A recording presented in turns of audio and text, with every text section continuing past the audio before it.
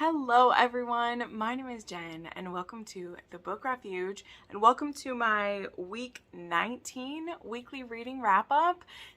This week covers the tail end of my mafia romance reading, as well as I did participate, at least the first half of the week I have, in the historical romance readathon. I do still have today and tomorrow for that, and I'm going to try to squeeze in another read, but we're doing the weekly wrap up anyway, so there'll be quite a few of those in here, which would be nice because I hadn't read any, I don't think I'd read any other historicals this month yet. I'd been in kind of a slump for them.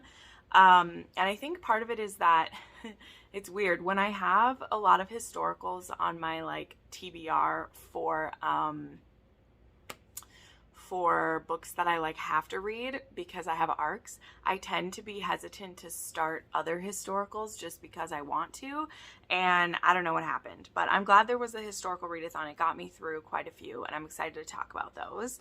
First, we have two new channel members to welcome. I'm very excited to welcome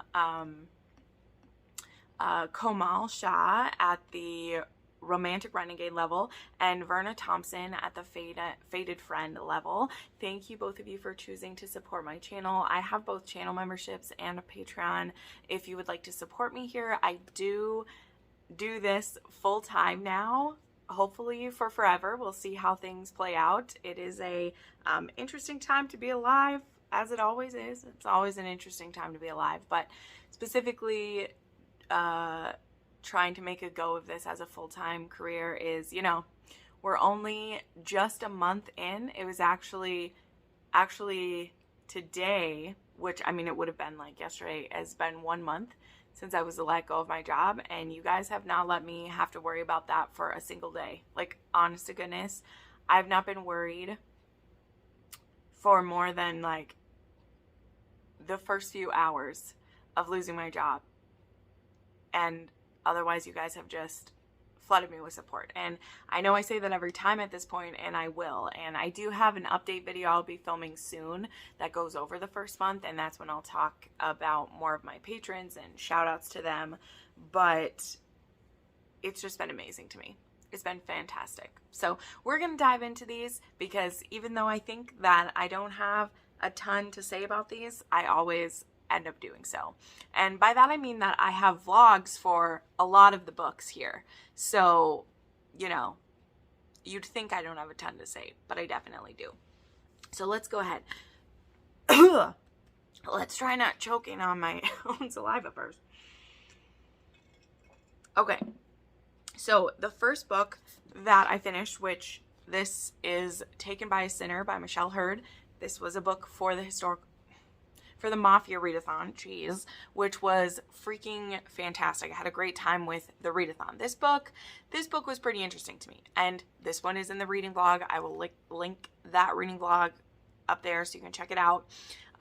This was my second Michelle Hurd, because I actually read one of Michelle Hurd's books that is a part of the Underworld Kings, which is a mafia series with all different authors for all the different books.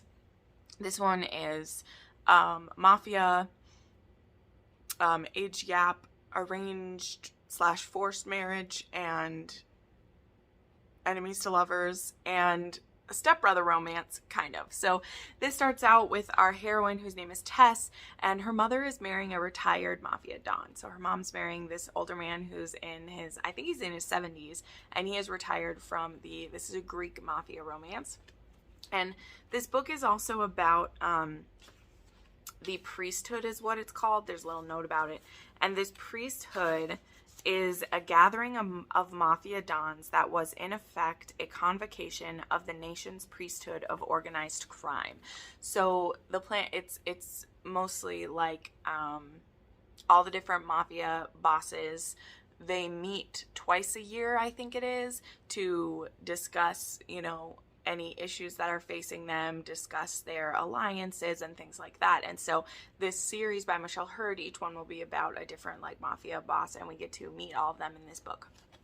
But this starts with Tess marrying into this family, and because she is now becoming a single woman who is under the care of Nicholas, who is the current head of the Greek mafia, and her stepbrother, who is 15 years older than her. She, I think, is 21 and he's 36, and he immediately wants to find a husband for her so that she's no longer his responsibility, and she just wants to go to film school. She doesn't want to be sucked into this just because her mother is marrying someone in this. You know, she's never been a part of it. She's lived her whole life outside of the mafia, and now she's being forced into it. So this book, I was seeing everybody read this during the readathon. I actually put it on my wish list when I was seeing people put it on their TBR, and I had it sent to me by, I believe Desiree sent it to me. Yeah, Desiree sent it to me, and I got it on Saturday, and so I was like, well, I'll just read this one, because I hadn't been having a lot of luck with my readathon reads. Now, well, this one didn't quite work for me, because Nicholas was a lot over the top for me. He was a lot over the top, and he was very unlikable to me in a lot of aspects. And when the sexual aspects started coming in, he was very much like, I really need to get her married off so that I stop being tempted by her, and I don't want to have to deal with her brattiness and all of these things, and I don't super love that. But I pushed through this, and I didn't hate it. I ended up settling on a 4-star. I do feel like I was being really generous. I'm going to say that a lot in this week's wrap up, by the way, because I didn't have the best week, like I said. But I felt like I was being pretty generous because I could see why it was so readable. This book is super readable. Like, look at the text is super big on here. And it was very fast-paced. And I understood why a lot of people liked it. There's trigger warnings for childhood abuse by someone you would not expect. That is an aspect of this that was very interesting to me, is our heroine has some trauma and some PTSD from some things that happened to her after her father died when she was young. And she was very much gaslit by her abuser and believed that, you know, that no one believed her, what was happening to her. And what I did love is the justice that our hero gets for her because of that was quite satisfying. And so Nicholas, once his obsession is fully realized and he's made her, you know, as I said, there's a forced marriage in this. He forces her to marry him at a certain point in the book. And I understood why people were obsessed with him and where that was coming from. So yeah, so I ended up giving it 4 stars. Like I said, it was 3.5 on the Spice scale. However, if you don't like what I've said, you can absolutely skip this book. And we're going to talk about the next one in this series in just a second, because these are each about a different mafia boss in this thing. Like, it very, very loosely connected to this. Like, I could have just read Owned by a Sinner and been completely fine. Also, if you're someone who needs to read all the books in a series, this wasn't awful. I just think that for me, the next book was hand over fist better than this one.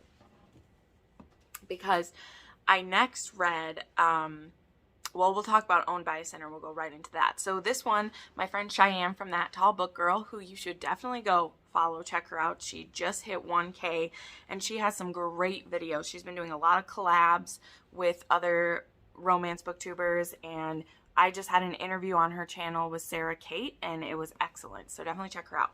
Little plug for my friend. But she told me, she's like, please, please, please read Owned by a Sinner. And I was like, you know what? I will. So I went ahead and started it pretty much right away because, like I said, I didn't totally love that book, and I knew if I waited too long, I might not continue the series because that happens sometimes, right?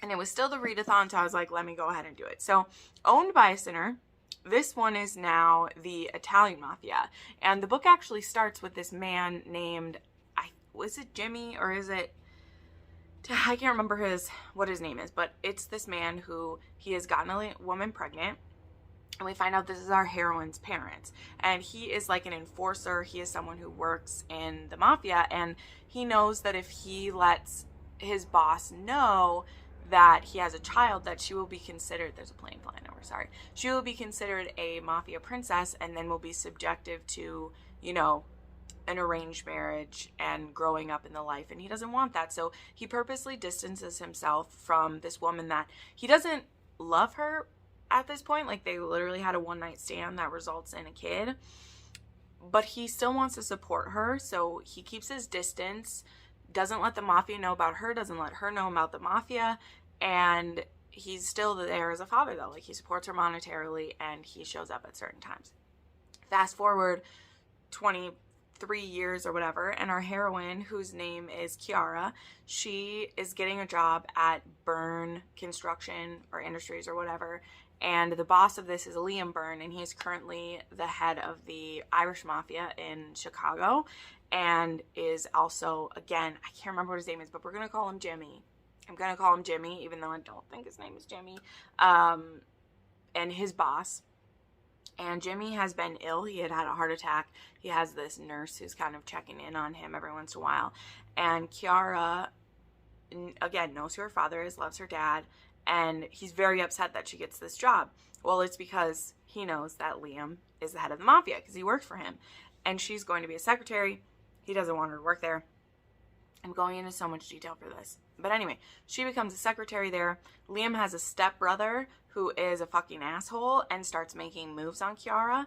Liam, he has a lot of issues besides being a mafia boss, and he also hates his stepbrother, and he becomes very attracted to Kiara, doesn't want to make a move on her because she's his employee. Also, he is a OCD and a bit of a germaphobe is how I would describe it. He doesn't like to be touched. He doesn't like to eat food he hasn't made with his own hands. He literally will feel nauseous if someone even pats him on the back or gives him a hug. He doesn't like it. But Kiara bumps into him on one of her first days, and he doesn't have that aversion to touch. He doesn't feel like his skin is crawling, and so he's very intrigued by this, so he starts to pay attention to her. And when it becomes known the untenuous situation she is in with his stepbrother, who is now blackmailing her so that he can sexually assault her, so there's a trigger warning for that, obviously,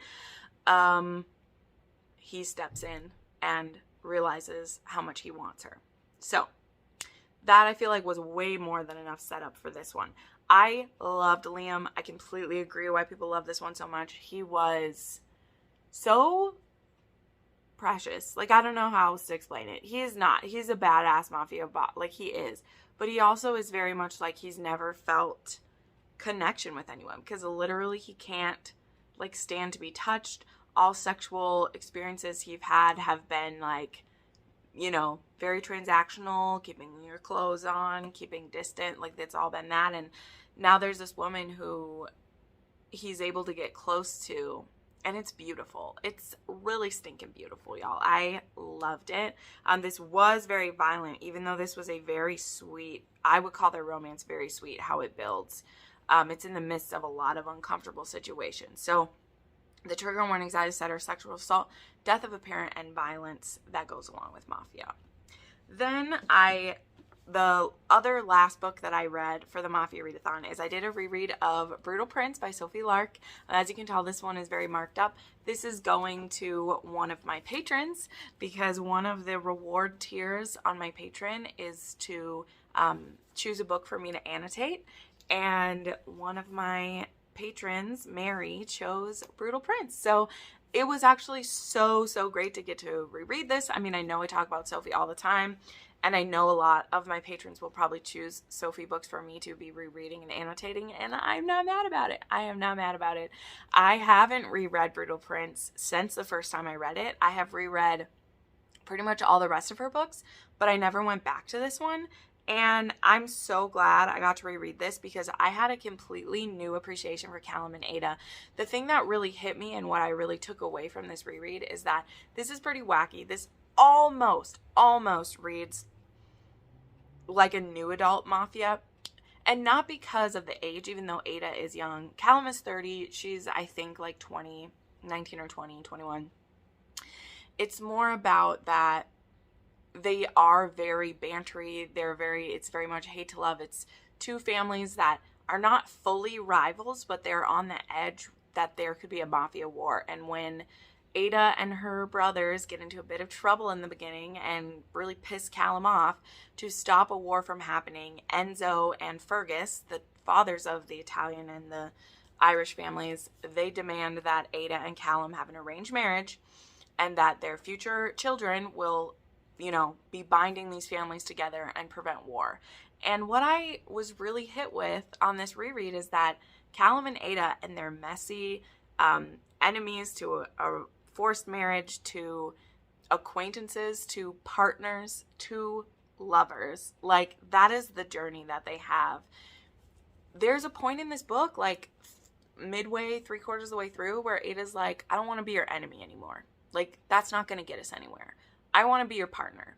And Callum is like, that's what I want. And I love that. I love that they realize that. And yeah, there's still antics. There's still like, I want to kill you and then I want to kiss you vibes going on. But I love the friendship that these two build when they're in this. And it very much hit me that these two prevent a war and they set in motion everything that comes after, from Brutal Prince through the Savage, gets set in motion from here, you know, and I love that. So this, I actually moved this from a 4 to a 5 star. I absolutely adored it. It was great. Thank you, Mary, for having me reread this. So then I had an arc that I had to read. This book is out now. It's called All Your Tomorrows by K.H. Anastasia. This author has said she has watched my reviews before. So if you're watching this video, thank you so much for caring what I think about your book. But I'm always going to be honest how I feel. And I don't take that as ominous. I did enjoy this book.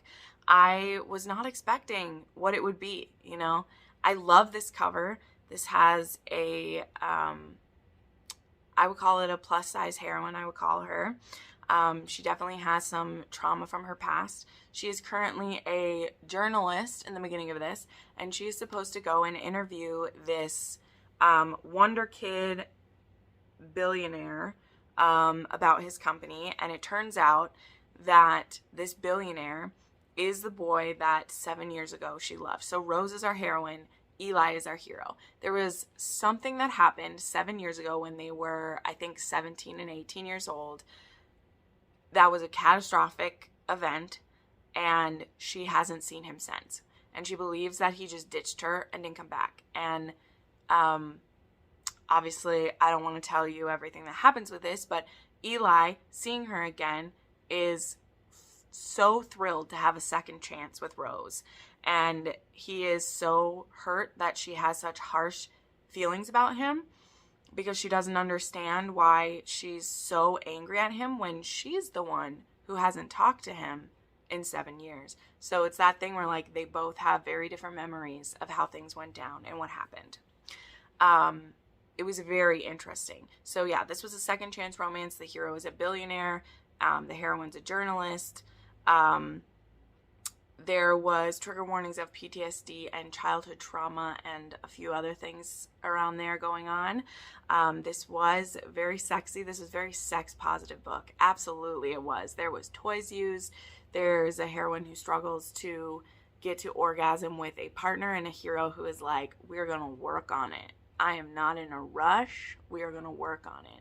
Very much appreciates her body and who she is, but that doesn't make things easy for them.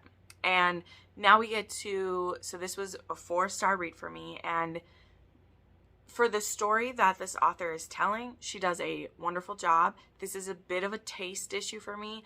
I don't love this kind of miscommunication, and I know that this story is literally like, that's what it is. They are separated because of their own miscommunication and also other people getting in the way and causing miscommunication, which is perfectly acceptable as a plot for a book. It just gets really frustrating for me when we're relying on what other people say about the person that we love. And again, when that's the plot of the book, this author did a great job. And again, there's so many positives about this book. This is a debut book, and there were parts of it where I was swooning for Eli so hard, and then there were parts of it where I'm just like, I need to smack these two together. And that happens in books. So an enjoyment level, this was a 4-star for me. This was a 3 on the spice scale, and I definitely think you should give it a try, because the issues that I have may not be the ones that you have, and so this could be a 5-star book for you. I think it had great representation of everything that it represented. Therapy was represented very good in here. I hate to forget that. I think therapy is fantastic, and I love seeing that. So, love it. All right. Then we started the historical romance readathon on Monday. And I was visiting my sister for the first 3 days. Look, isn't my niece so cute? We went to the zoo. It was adorable. But I did still manage to read a book every day while I was home for that, so I was very proud of myself. And the first one that I listened to was The Viscount Made Me Do It by Diana Quincy. This book has been on my TBR since it came out, and I'm ashamed that it took me so long to get to it. But spoiler alert, I needed to read this book for Rake Appreciation Society, so I wanted to read this. This book is about our heroine Hannah, who is a bone setter, which is a skill that she learned from her father.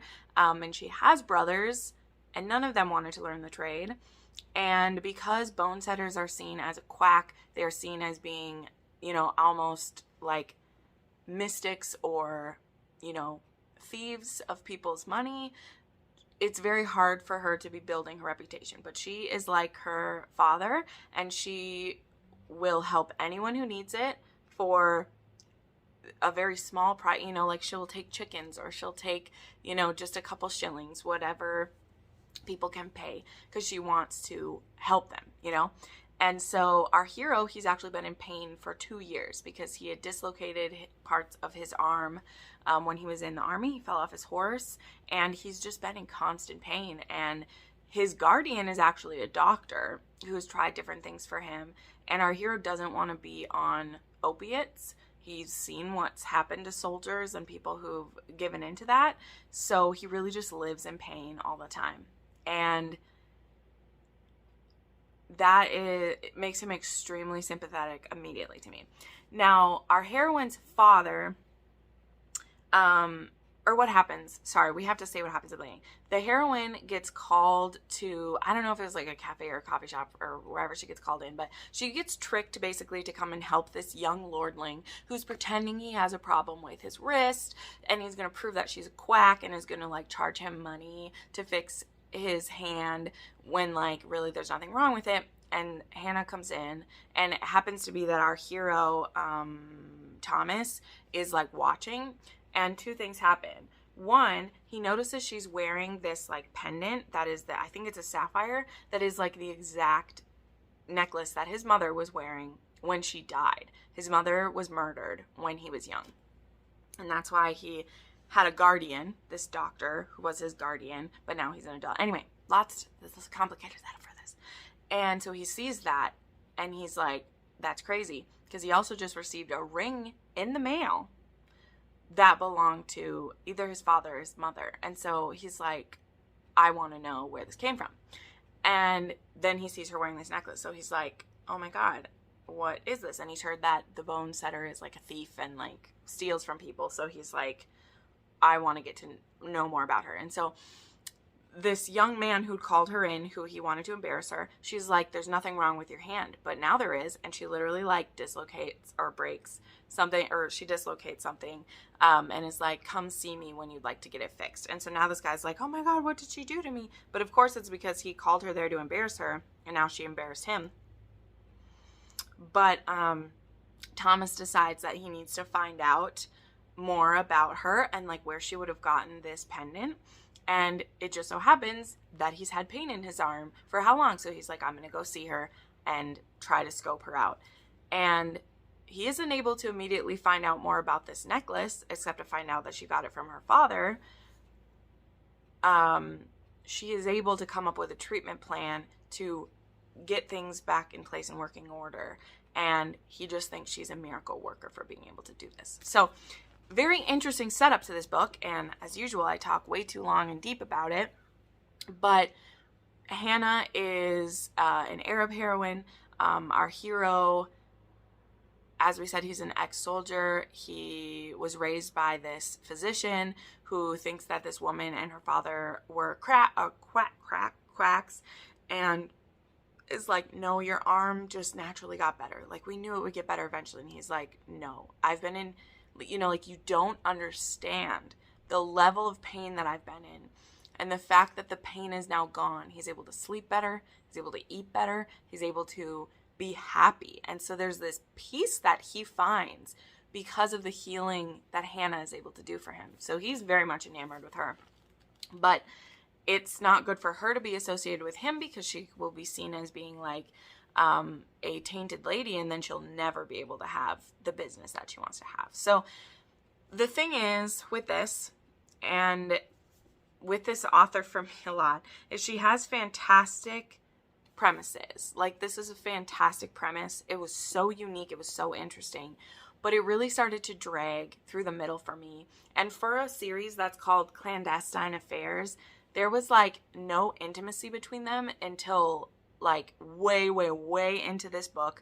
There was miscommunication after miscommunication because like she doesn't know who his guardian is, and he is suspicious of her father where he got this gem, and there's a mystery of like who murdered his parents. Like, there was so much going on that this wonderful chemistry that they had in the beginning of our hero being completely enamored with this woman's healing hands and her knowledge and skill, and her being very attracted to him and his like presence, I feel like it fizzled a lot, and that was sad for me. Like, it was very disappointing for me. So I gave it 3.5 stars. It was only a 1.5 on the spice scale. Trigger warnings for racism and misogyny for sure. Then I read The Sinful Ways of Jamie McKenzie. This was a gift from Annabelle. Thank you so much. I had this on my wish list because I found out when Jennifer Ashley was on my channel, I got to interview her because The Madness of Lauren Ian McKenzie is probably my favorite historical ever. It dances between a couple now and then, but very close, if not is my favorite historical ever. And this, though it is a part of the McKenzie series as a whole, it is also the first book in the Edwardian era of the McKenzies. So in the back of this book, she has an explanation of there's the Victorian era of the Mackenzies, and then there is the Jacobite uprising of the Mackenzies, and then the Edwardian era is the new series, and this starts with Jamie, who, besides Daniel, who already had a book in the other one, he is the oldest Mackenzie child. Ian and Beth were the first to get married, and so he's the oldest. And this is a, like, I wouldn't call it a second chance romance because him and Evie, they never had a romance when they first met, but they met when she was going to a women's college and he was going to a men's, and the women would have these rowing competitions. She was in rowing, and he was there cheering her on, and she pushed him in like a pond or a river, and when he came out in his kilt and just like was so upset, he kissed her, and she's always remembered this. But now I think it might be 10 years later. I'm not sure. And she's actually engaged to someone who seems to be a perfectly wonderful man. But when Jamie sees her again, he's just struck by her, and he chats with her, and they banter, and he thinks she's so clever, and she has like so much about her that he loves that he's very into her. And his father, being the wonderful Ian that he is, calls him out and is like, "Who's the woman?" And he's like, "What do you mean?" And he's like, "You like a woman, tell me about her." And, you know, so he tells him about her and that she's with someone, and Ian's like, "Beth was about to be / was engaged to someone else when I met her, and I knew that this man was not for her. So I told her, and I needed her to be mine."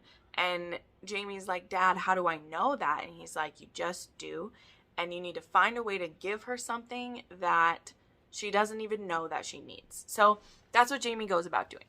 Now, this book, if you love the Mackenzies, this book is excellent. Like, you see every Mackenzie you've ever met is in this book, and every child, we get reintroduced, and that was kind of the big issue. Unfortunately, it hurts me to say so. It hurts me to say so because, again, I love all the characters in that, but I feel like Jamie and Evie got very lost among all of these giants that I love. You know, like we see Mac and Izzy, and we see Hart and Eleanor, and we're getting introduced to all of the cousins that will probably get a story because Jennifer's going to write them.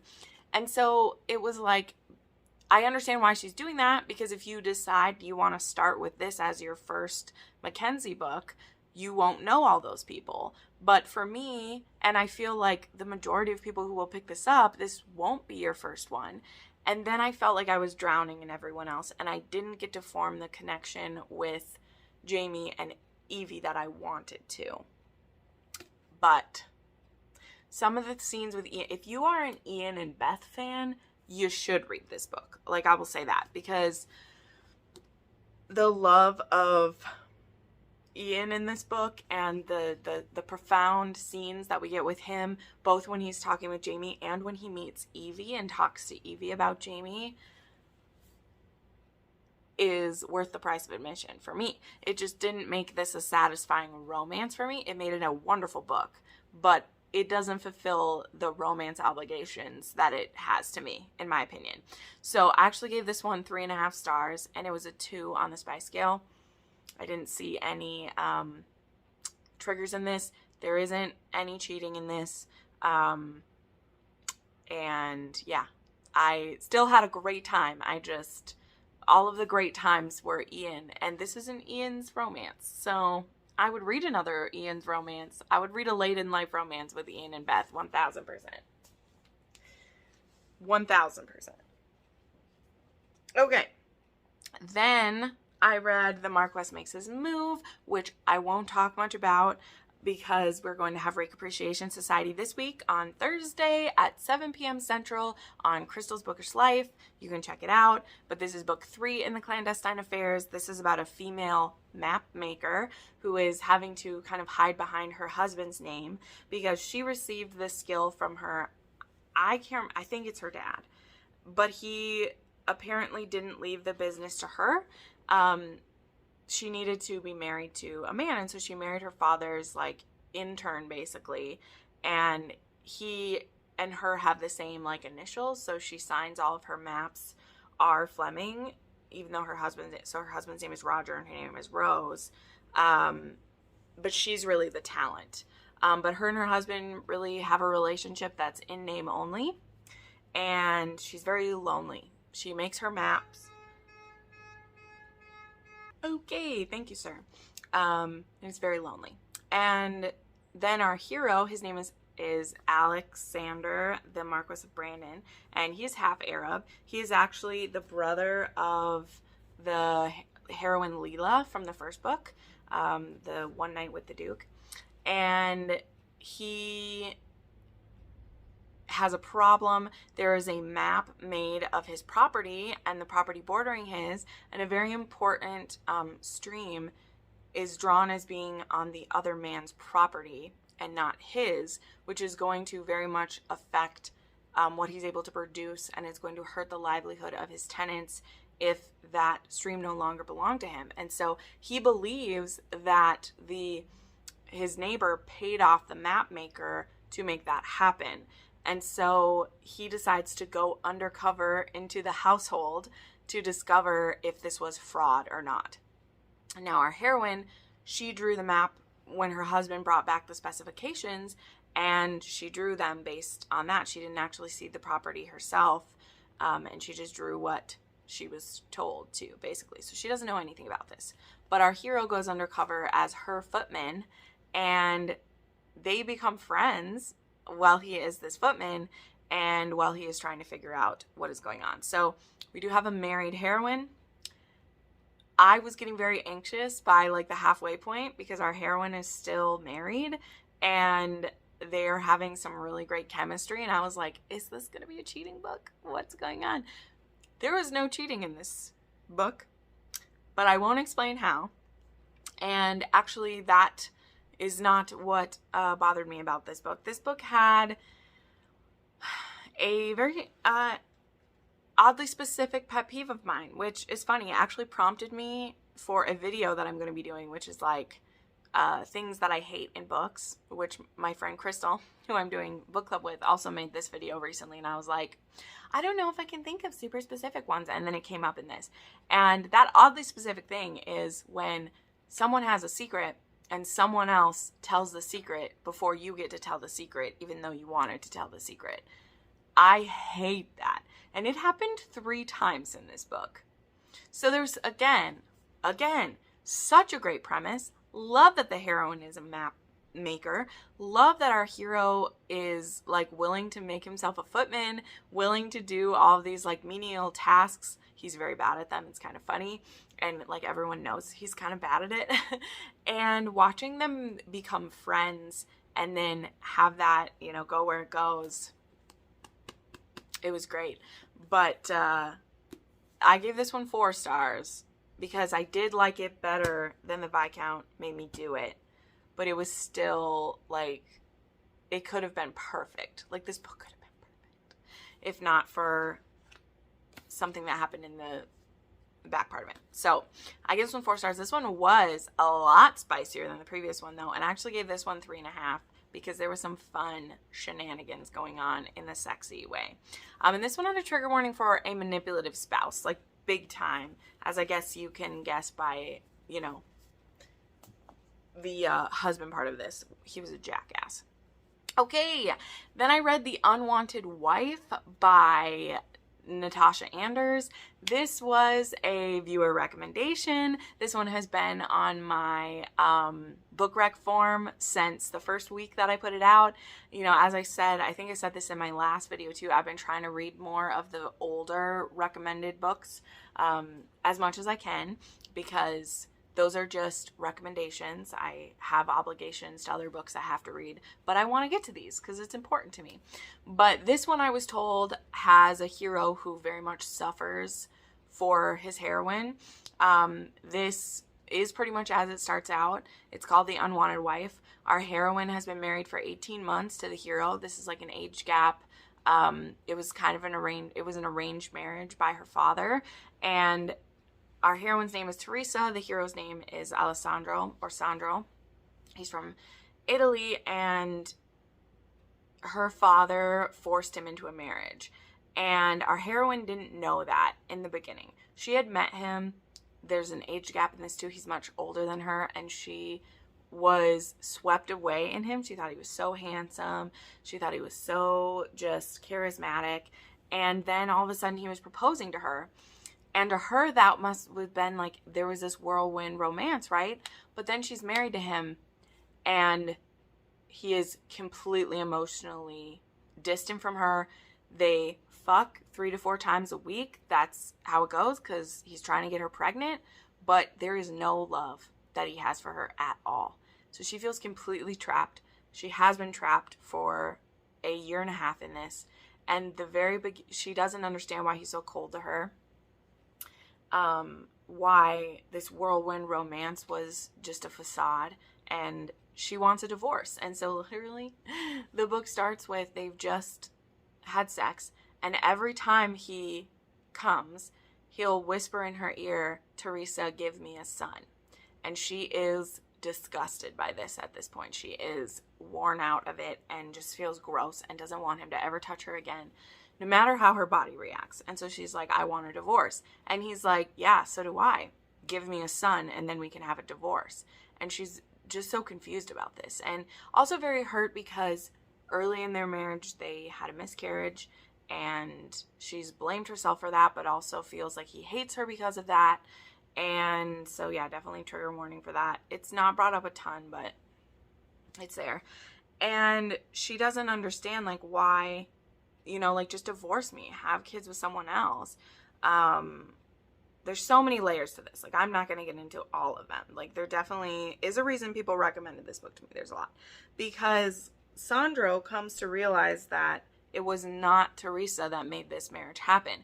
He was led to believe by her father, who forced this marriage, that he was being forced into it because Teresa wanted to marry him, and so the father was making it happen. And there was also there's a business aspect to it for sure. And Teresa had no clue. She was just a starry-eyed young woman who wanted to marry this beautiful man, but it was like, it was a dream. And her father used her naivete to make this happen.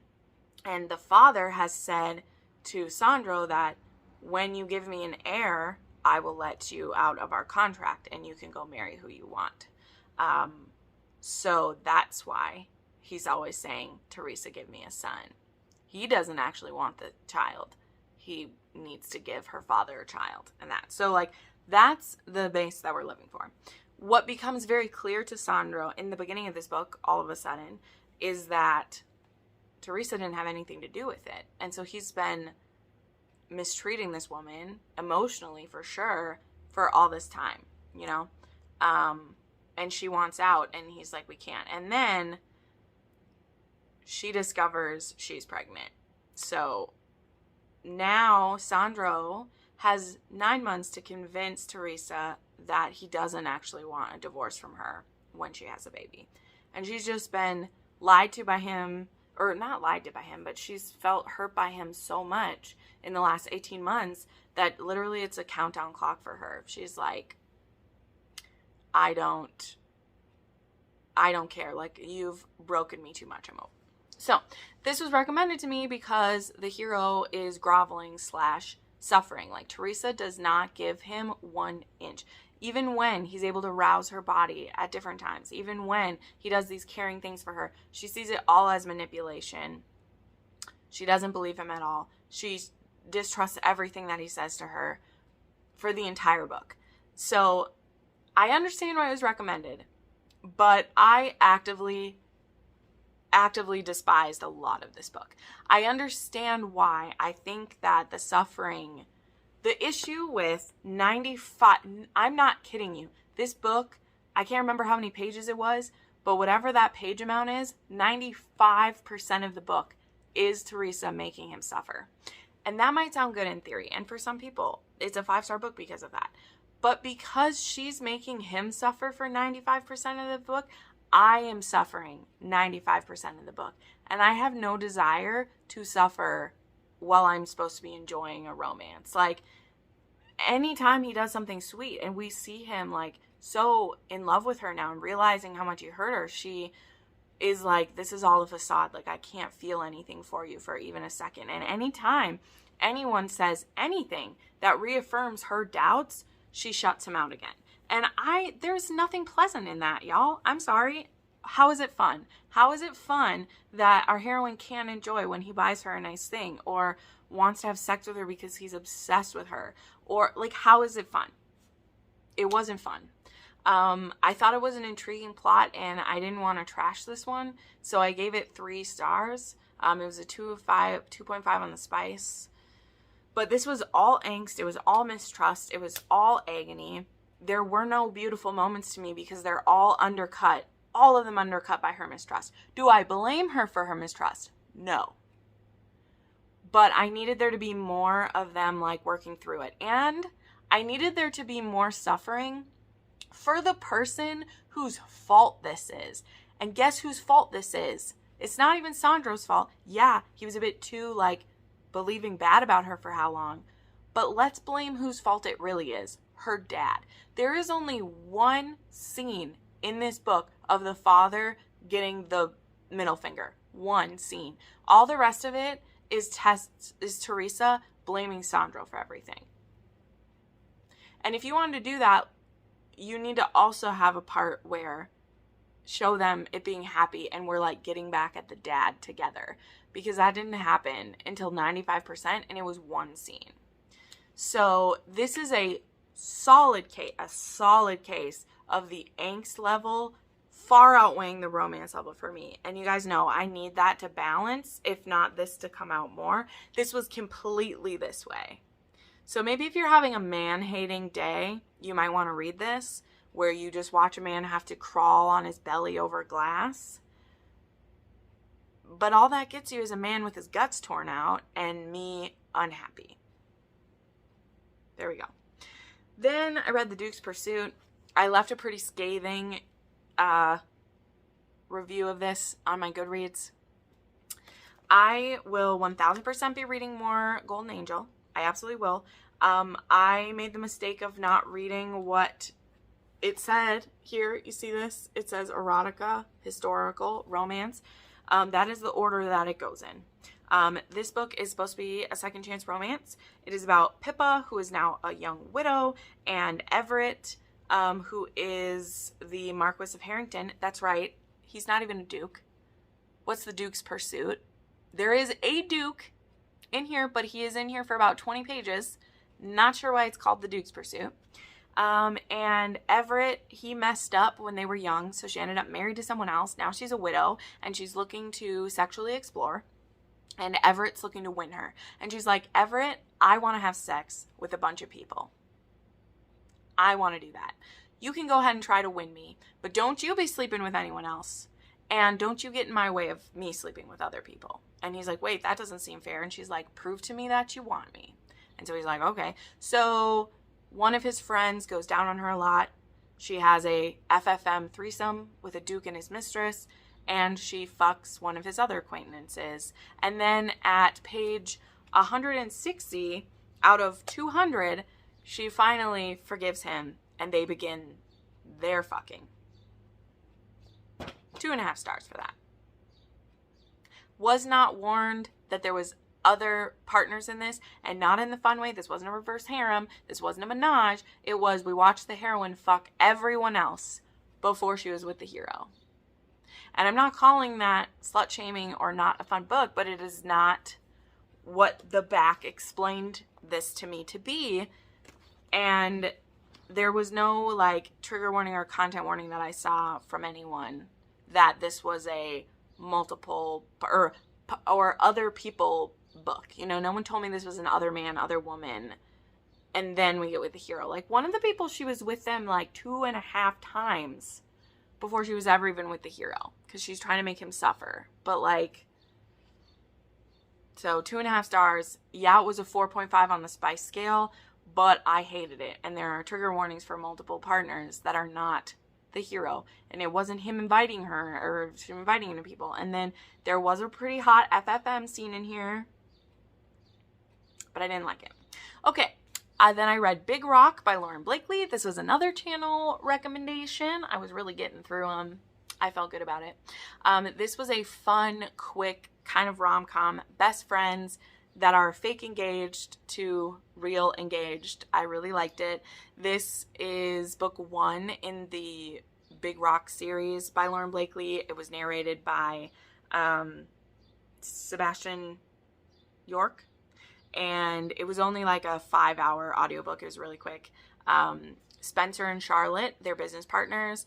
Spencer, also, he is the son of this like diamond guy, and the company is going to be sold to this very like conservative, more like reserved guy.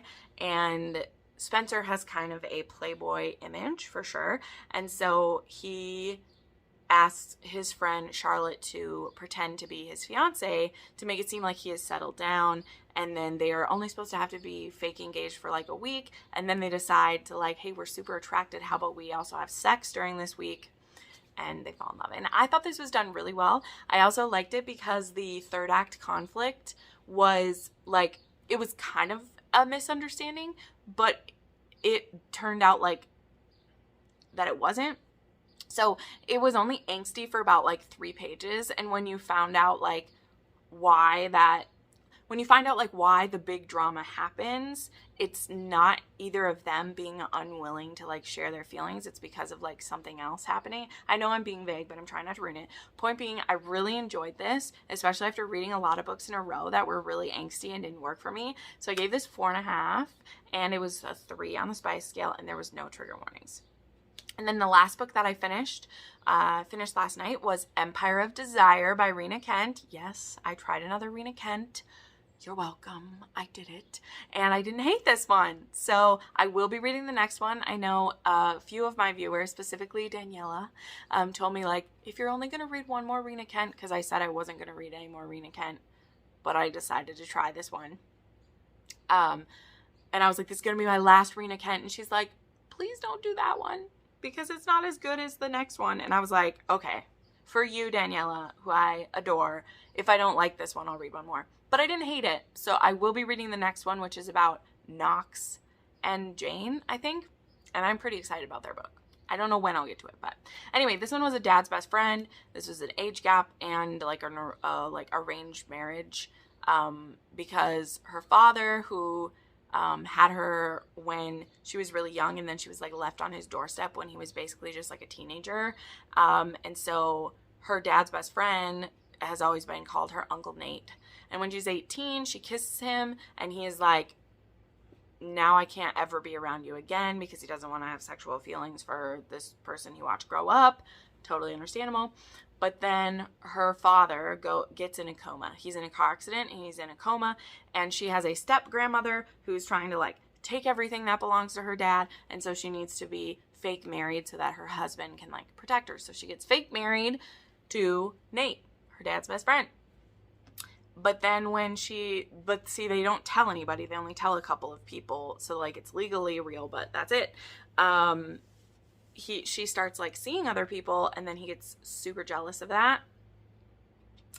And, then stuff starts happening to them. There was lots of, like, good girl stuff in here. There was a little bit of, like, dominating happening, but not, like, officially. And, yeah, he was a bit, so the reason, like, and this is something that Rena Kent does that makes it hard for me. She has very, like, mean heroes. Like, I don't think she does well, like, showing a dominating man who's very powerful, who isn't mean. Like, he's very mean. And I just don't like that kind of rancor that, like, I'm hiding my desire by being a fucking asshole. And I don't like that. However, I was very much won over by the second half of this book. And what the hero's damage is, and the heroine also has, like, crippling anxiety and a lot of, like, stress, and she can panic in, like, stressful situations. And I appreciated, like, how she tried to work on a lot of that. And one of the reasons she was very attracted to him is that he is very in control, and he is very, like, she feels very protected by him. So that made sense to me. So I gave this one 4 stars. It also had a 4 on the spice scale, and it had trigger warnings for, like, an ill parent, abandonment. There's a lot of people who've been abandoned in this book, and then the anxiety and stuff in there. So, whew, okay, I did it. I made it through everything. How did 10 books take me so damn long to talk about? But there we go. Thank you so much for watching this video. I put out new videos 3 to 4 times a week. Make sure you check out my Patreon and channel memberships if you would like to support what I do here, and I'll see you next time. Bye!